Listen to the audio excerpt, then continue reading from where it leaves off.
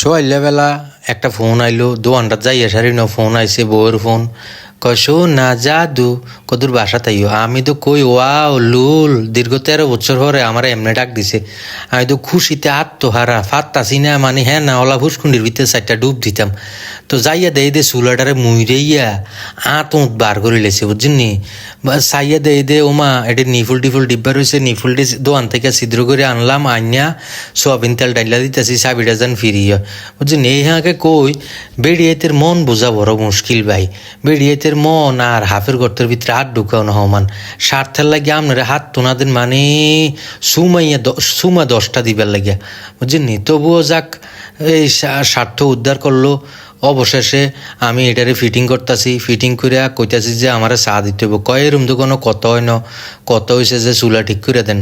এবারে চুলা টুলা ঠিক করে দিতেছি, ঠিক করে তবুও কইতেছি আমার চা দিতে হইব, দিতেছে। চা লাগিয়া আগে চুলা ঠিক করো এরপরে চা দেম। তো গ্যাসের বার্নার টানা লাগাইলেছি, লাগাইয়া কই হ্যাঁ গ্যাস দো আইয়া এবার চার আয়োজন করো। মানে কিতা কমু ভাই, আহারে আমার সিজ্জত রে সিজ্জত, ওয়াও লুল লুল লুল্লা সিজ্জত। তো এটার দেখছি রে আমি, এটারে ঢোকে না একবারে মুইরে টুরে ঢুকাইছি।